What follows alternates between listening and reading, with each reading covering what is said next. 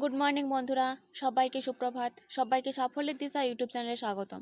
আজকে ফোর্থ মের current affairs নিয়ে আলোচনা করব। তোমরা প্রথম থেকে শেষ পর্যন্ত ক্লাসটা করো এবং ক্লাসটা ভালো লাগলে অবশ্যই লাইক করে দিও এবং চ্যানেলটিকে সাবস্ক্রাইব করে নিও।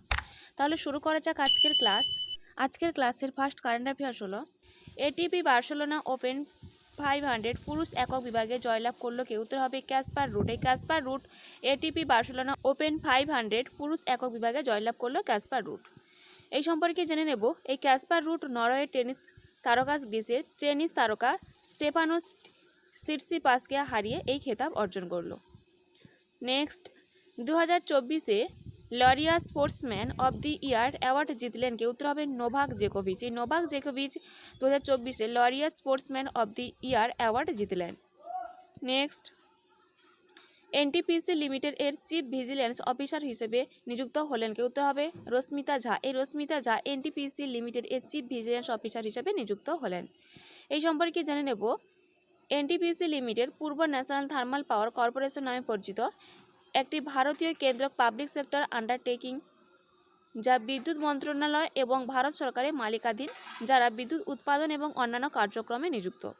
প্রতিষ্ঠিত হয়েছিল 7 নভেম্বর 1975-এ। সদর দপ্তর নয়াদিল্লি এবং চেয়ারম্যান এবং MD Gurdeep Singh. Next, 2024 Laureus sportsman women of the year award জিতলেন কে? উত্তর হবে আয়তানা বনমতি। এই Aitana Bonmati 2024 Laureus sportsman women of the year award জিতলেন। এটি মহিলা একক বিভাগে জিতেছে। এই সম্পর্কে জেনে নেব, এই আয়তানা বনমতি কনকা কাতালোনিয়ার একজন স্প্যানিশ পেশাদার ফুটবলার, যিনি লিগা এফ ক্লাব বার্সেলোনা এবং স্পেন জাতীয় দলের হয়ে একজন মিডফিল্ডার হিসেবে খেলেন। নেক্সট, G7 সামিট 2024 কোন দেশে অনুষ্ঠিত হবে? উত্তর হবে ইতালিতে। ইতালিতে G7 সামিট 2024 অনুষ্ঠিত হবে। এই সম্পর্কে জেনে নেব, 50তম G7 শীর্ষ সম্মেলন 13 থেকে 15 জুন 2024-এর মধ্যে ইতালির আপুলিয়ার ফাসানো শহরে অনুষ্ঠিত হতে চলেছে। এই G7 মানে এখানে 7টি দেশের নাম হচ্ছে জাপান, মার্কিন যুক্তরাষ্ট্র, ইতালি, কানাডা, ইংল্যান্ড এবং জার্মানি, ফ্রান্স।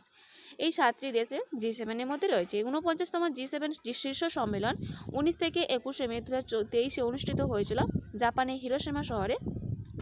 নেক্সট, কোন ফুটবল দল 2024-এ team of the year award জিতল? উত্তর হবে স্পেন মহিলা ফুটবল দল। এই স্পেন মহিলা ফুটবল দল 2024-এ team of the year award জিতেছে। নেক্সট, সম্প্রতি কে world press photo of the year পুরস্কার জিতেছে 2024-এ? উত্তর হবে মোহাম্মদ সালেম। এই মোহাম্মদ সালেম সম্প্রতি world press photo of the year পুরস্কার জিতেছে 2024 সালে। এই সম্পর্কে জেনে নেব, রয়টার্সের ফটোগ্রাফার মোহাম্মদ সালেম গাজা উপত্যকায় তার 5 বছর বয়সী ভাতিজির মৃতদেহ জড়িয়ে থাকা ফিলিস্তিনি মহিলার ছবির জন্য বৃহস্পতিবার মর্যাদাপূর্ণ 2024 সালে world press photo of the year পুরস্কার জিতেছেন। এই ছবিটি 17 অক্টোবর 2023-এ তোলা হয়েছিল এবং দক্ষিণ গাজার খান ইউনিসের নাসের হাসপাতালে এটি তোলা হয়েছিল। নেক্সট, কোন প্রাক্তন ভারতীয় ক্রিকেটারকে 2024 সালে আইসিসি পুরুষদের টি20 বিশ্বকাপ 2024-এ অ্যাম্বাসেডর হিসেবে নিযুক্ত হলেন? উত্তর হবে যুবরাজ সিং। এই যুবরাজ সিং ভারতীয় ক্রিকেটার হিসাবে 2024 সালে আইসিসি পুরুষদের টি20 বিশ্বকাপে 2024-এ অ্যাম্বাসেডর হিসেবে নিযুক্ত হয়েছেন। এই সম্পর্কে জেনে নেব, এই আইসিসি পুরুষদের টি20 বিশ্বকাপ 1 থেকে 29 জুন 2024 পর্যন্ত ওয়েস্ট ইন্ডিজ এবং মার্কিন যুক্তরাষ্ট্রে অনুষ্ঠিত হবে।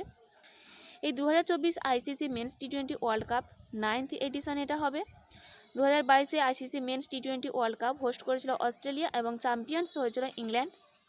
সেকেন্ড বার চ্যাম্পিয়ন হয়েছিল এবং রানার্স আপ হয়েছিল পাকিস্তান। 2026 আইসিসি মেন্স টি20 ওয়ার্ল্ড কাপ হোস্ট করবে ইন্ডিয়া, শ্রীলঙ্কা এবং 2028 আইসিসি মেন্স টি20 ওয়ার্ল্ড কাপ হোস্ট করবে অস্ট্রেলিয়া এবং নিউজিল্যান্ড। নেক্সট, কোন শিক্ষাবর্ষ থেকে ছাত্রছাত্রীদের জন্য পার্মানেন্ট এডুকেশন নাম্বার অর্থাৎ PEN বাধ্যতামূলক করা হলো? উত্তর হবে 2024-2025 শিক্ষাবর্ষ থেকে এটা শুরু হবে।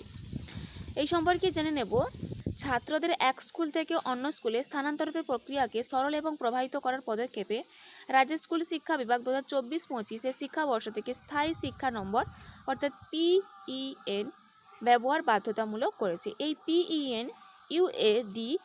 PEN হলো UDISE অর্থাৎ unified district information system for education plus পোর্টালের মাধ্যমে কেন্দ্রীয় শিক্ষা মন্ত্রক দ্বারা প্রতিটি ছাত্রকে বরাদ্দ করা একটি অনন্য শনাক্তকরণ নম্বর, যা 14.89 লক্ষেরও বেশি স্কুল, 95 লক্ষ শিক্ষক এবং 26.5 কোটি শিশুকে কভার করবে।